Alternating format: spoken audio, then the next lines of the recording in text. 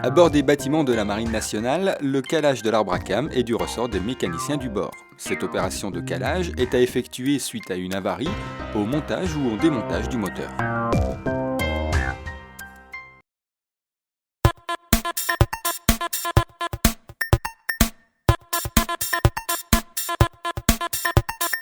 La mécanique est un travail rigoureux et méthodique. Les règles HSCT doivent être appliquées autant sur la tenue réglementaire que sur le rangement du matériel pendant la manipulation. Une fois toutes les dispositions HSCT respectées, on peut assurer le calage de l'arbre à cames, c'est-à-dire synchroniser la distribution. On règle l'ouverture d'une soupape par rapport à une position du piston moteur bien précise. Il faut bien comprendre l'importance de cette opération afin de ne pas détériorer le moteur. En tant que futur BS, chef de secteur, vous êtes amené à encadrer les équipes chargées de ce travail.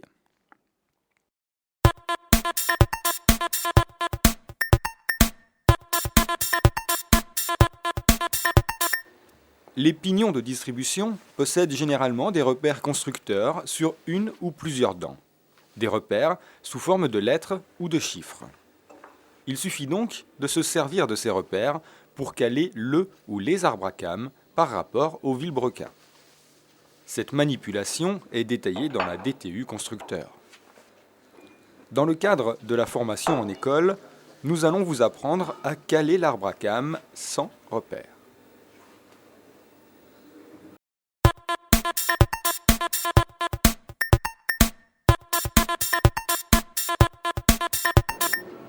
Pour effectuer un calage sans repère, il faut identifier ces éléments essentiels. Le cylindre de référence, le sens de rotation de l'arbre à cames, le sens de rotation du vilebrequin, le PMS juste du cylindre de référence, l'épure pratique du moteur. La norme veut que l'on numérote les cylindres en se plaçant côté puissance. Le premier sur la gauche est le cylindre de référence, le numéro 1.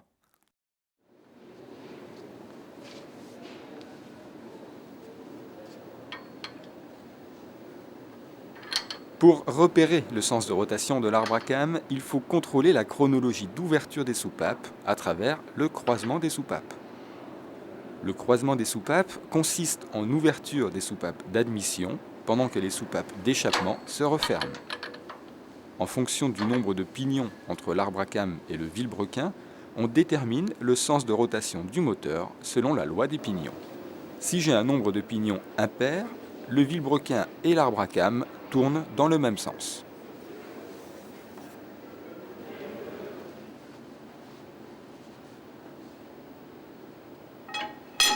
Il faut déterminer le PMS juste du cylindre de référence du moteur par la méthode de la pige. Introduire la pige dans le puits.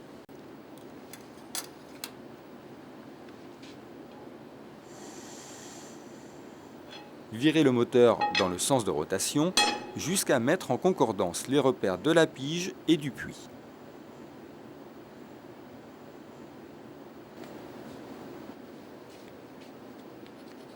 Tracer un repère sur le volant moteur en face du repère fixe du bâti.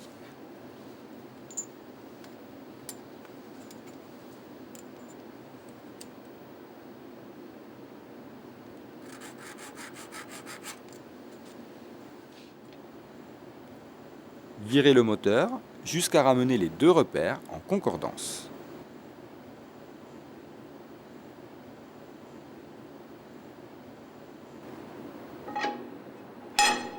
Tracer un deuxième repère sur le volant moteur en face du repère fixe.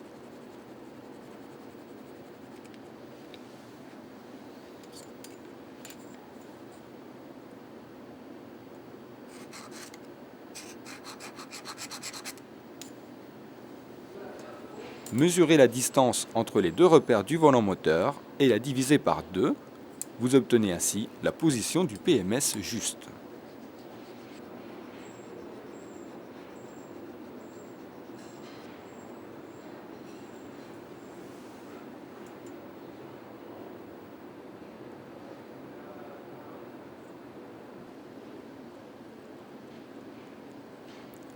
Repérez cette position sur le volant. Effacez les deux autres repères. Le repère restant correspond au PMS juste du cylindre de référence.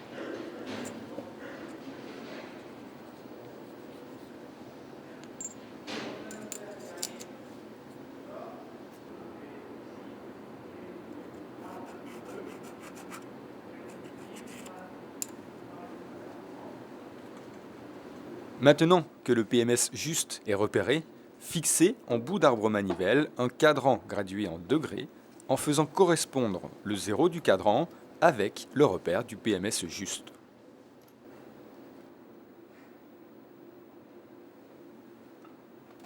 L'épure pratique de ce moteur nous indique que la soupape échappement doit s'ouvrir 36 degrés avant le PMI, soit 144 degrés après le PMS.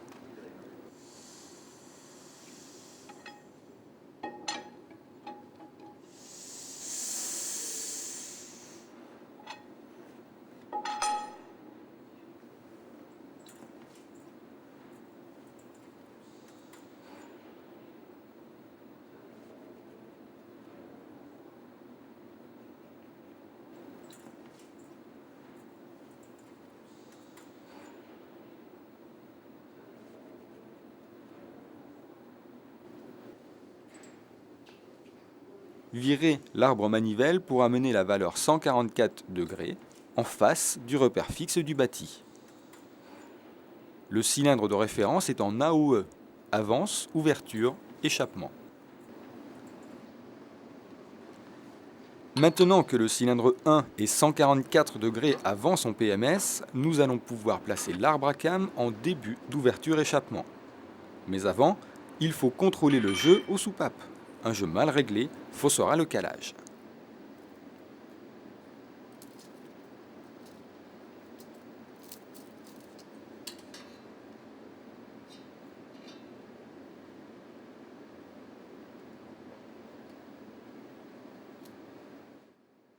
Je vais mettre le comparateur. On positionne maintenant le comparateur, c'est-à-dire on met le palpeur en contact avec la coupelle de la soupape concernée. On le positionne le plus perpendiculairement possible sur la coupelle. On règle le comparateur à 0. Vas-y, vire. On vire l'arbre à cam jusqu'à obtenir une déviation de 1 graduation sur le comparateur, soit 1/100. L'arbre à cam est positionné en AOE. On remet le pignon intermédiaire. Le calage est effectué.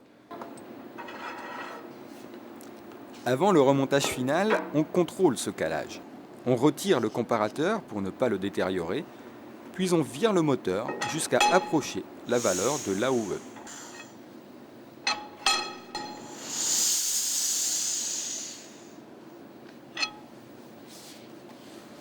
Ensuite, on remonte le comparateur en surveillant ces deux actions.